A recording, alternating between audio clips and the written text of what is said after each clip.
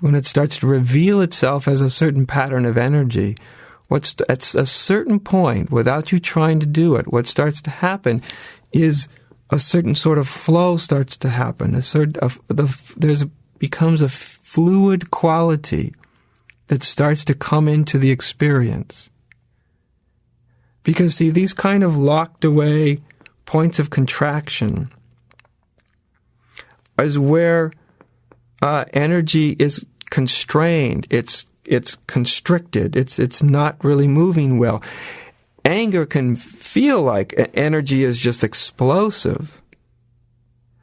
But, it's explosive in the sense of a hand grenade is explosive, but it's only explosive because the gunpowder is so contained that when, the charge hits it, it explodes.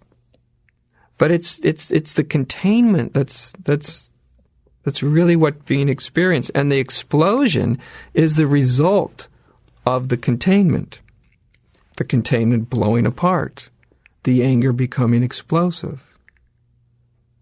So that volatility of some emotions may seem like they're fluid, but they're not. The volatility is caused by a constraint, by a constriction.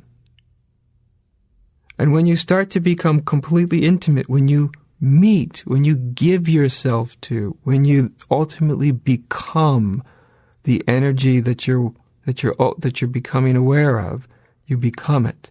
You let all distance from it collapse.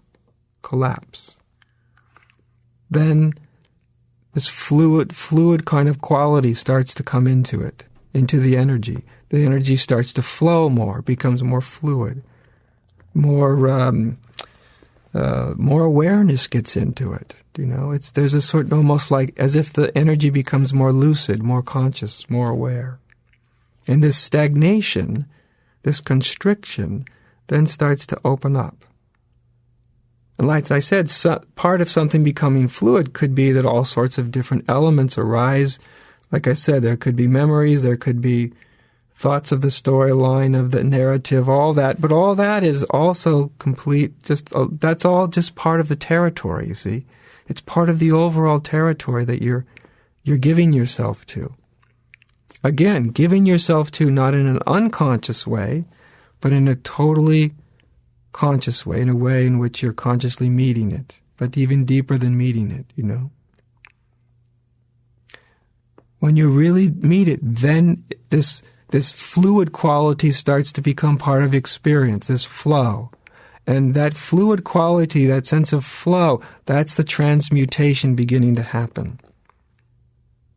So, for example, when when flow starts to move into this constricted space of anger, into that energy field, into that non-fluid environment, it starts to move. Then that energy that we call anger starts to transmute itself, which means it starts to show its higher form. This is different. You're not getting rid of it. You're not solving it, you see. It transmutes into its higher form. And when anger transmutes into its higher form, that same energy becomes like a crystal clear clarity. Absolute clarity. Now, most people would never associate anger with absolute clarity, because for most people, when they get angry, they get very unclear. But the unclarity is because the anger is constricted, it's indulged, right? Which means you give yourself to it unconsciously, and then it's indulged and expressed. And so it doesn't feel like it's clear at all. But when anger transmutes itself, it transmutes itself into clarity. Absolute, crystal clear clarity. This is why often the depictions for wisdom and clarity in spirituality, they often have a wrathful sort of form. or somewhat wrathful. You know, in Tibetan Buddhism, they have certain deities that are extraordinarily wrathful. If you look at them, they'll frighten you, you know. But they're also deities of absolute deep clarity and discriminating wisdom.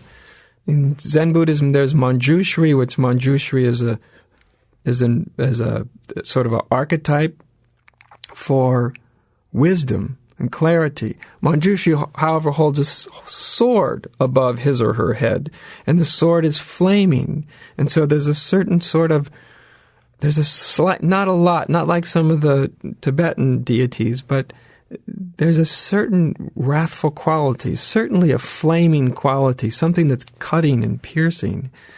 And the reason these are is because people hundreds and thousands of years ago saw that when anger is transmuted into its higher form, it becomes total clarity.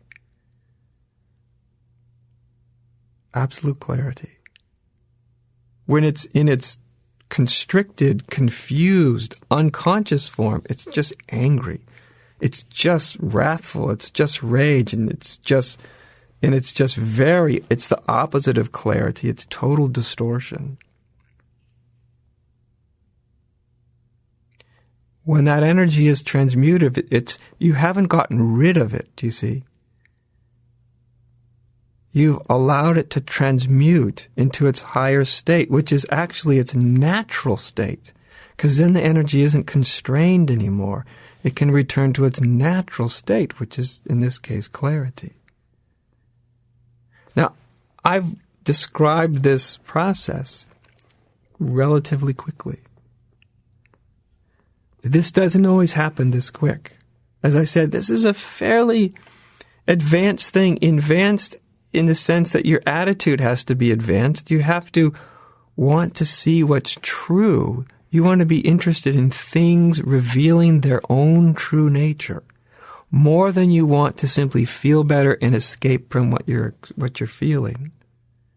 You see, you want that energy to realize its own true nature, its own higher nature, its own essence, so that the energy is literally liberating itself. That intention is very different than how do I get rid of my anger? How do I get rid of my depression? How do I get rid of whatever I'm feeling?